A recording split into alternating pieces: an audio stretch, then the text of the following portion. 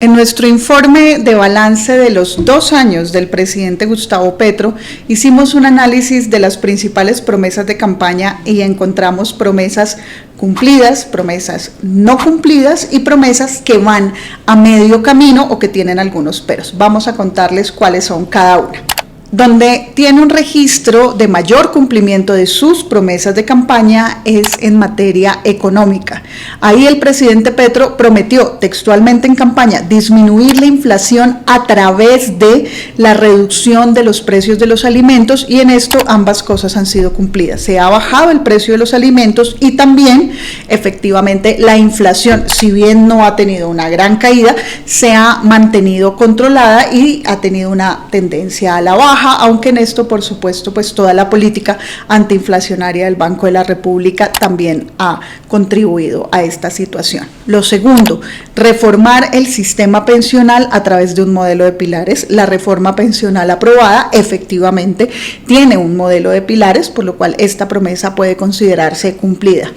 Y la tercera, respetar la independencia del Banco de la República, aunque han tenido tensiones a través de la red social X, el presidente Gustavo Petro no ha tenido ninguna acción que pueda leerse como contraria a la independencia del Banco de la República, aun cuando no ha estado de acuerdo, por ejemplo, con el mantenimiento de las tasas de interés para controlar la inflación.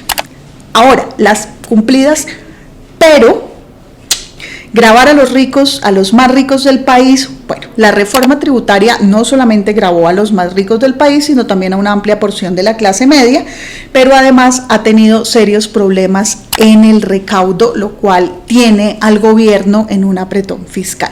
Pero adicional a lo anterior, el hecho de que la Corte Constitucional tumbara la deducción de regalías hace que el gobierno tenga que apretarse presupuestalmente el cinturón, porque contaba con unos recursos que finalmente, pues por esta decisión de la Corte, no van a llegar. En las no cumplidas en materia económica está, textualmente, lanzar una política de empleo garantizando que se incluyan labores de cuidado, entre otras, y un programa de empleo con salario básico.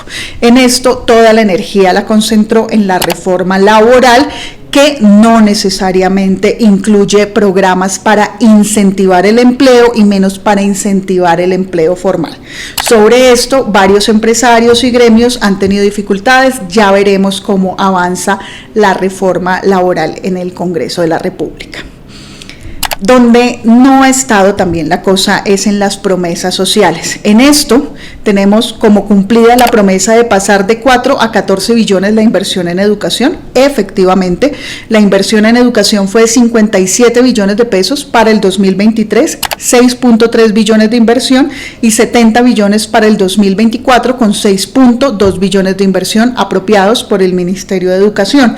Sin embargo, algunas voces dicen que falta orientar mucho mejor estos recursos al fortalecimiento de la educación superior.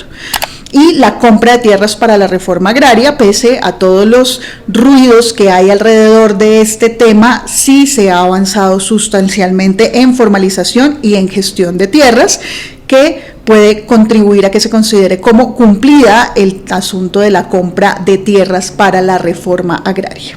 Ahora vamos con las cumplidas, pero construcción de vías en el campo. La construcción de vías en el campo han avanzado, sobre todo hay grandes reservas presupuestales para esto. Sin embargo, hay muchos problemas técnicos para la contratación directa por cualquier monto, asociaciones y alianzas público-comunitarias. Entonces, pese a que es un avance significativo, para destrabar la construcción, especialmente de vías rurales, requiere mucho más impulso y sobre todo considerar la capacidad de las regiones para adelantar este tipo de contratos y de construcciones. El gabinete paritario. Se cumplió el primer gabinete como gabinete paritario. A 3 de agosto del 2023, la representación de las mujeres era de el 56% y al día de hoy tenemos una representación del 44%. No está muy lejos de la meta, pero no es un gabinete paritario. Y finalmente se creó el Ministerio de la Igualdad, pero con muchísimos peros, especialmente por la cantidad de viceministerios y porque no se percibe que se esté avanzando en reorganizar los programas sociales para llegar efectivamente a las regiones donde se tiene que llegar. En avance está el Sistema Nacional de Cuidado, el Plan de Salvamento para los deudores del ICETEX y la democratización del campo. Ahora, las no cumplidas, y hay que decirlo con mucha tristeza, las promesas en deporte son las que menos se han cumplido en el gobierno del cambio. La jornada extendida para deporte, educación y cultura no tiene ningún avance pese a estar en el plan de desarrollo. La intervención del PAE ha sido muy deficiente. Sacamos hace poco un informe sobre el PAE y los grandes retos que hay sobre la contratación de la alimentación, pero también sobre los casos de corrupción.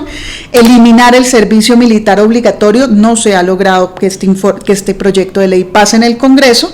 Crear un sistema único de salud depende muchísimo de que se logre pasar la reforma a la salud en el Congreso de la República, lo cual es complejo, dado que esta ha sido su reforma más polémica. Establecer el modelo predictivo y preventivo de salud con centros de atención primaria también está entre las promesas más complejas de cumplir, y crear un estatuto del trabajo en salud para garantizar la estabilidad laboral de los trabajadores a salud. Esa es otra promesa que ha sido de difícil cumplimiento.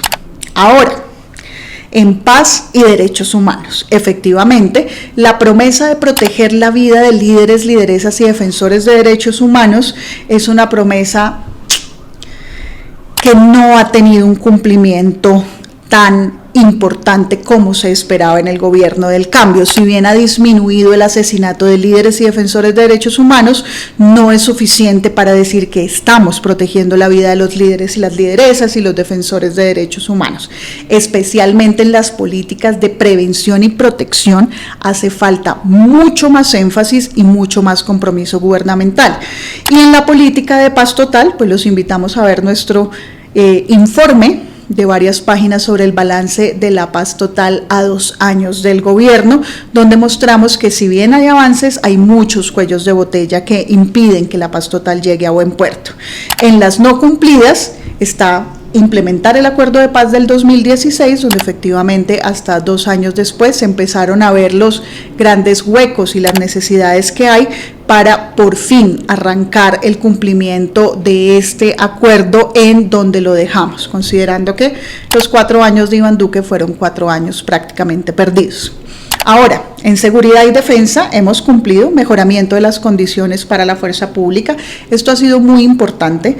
Lo segundo, en crear una fuerza orientada a la solución pacífica e inteligente de los conflictos en la reforma del SMAT. Esto algunas organizaciones dicen que podría mejorar bastante, aún más, pero bueno, consideramos que va por un buen camino. Las cumplidas, pero iniciar una negociación jurídica con el Clan del Golfo. Se van a instalar las mesas, aún no hay piso jurídico, no se sabe realmente qué va a pasar. Va a ser la negociación más compleja que tendremos en el marco de la paz total, pero vamos, pues es un cumplimiento abrir esta mesa de diálogo sociojurídico con el Clan del Golfo. En las no cumplidas, sacar a la policía del Ministerio de Defensa y llevarla al Ministerio del Interior.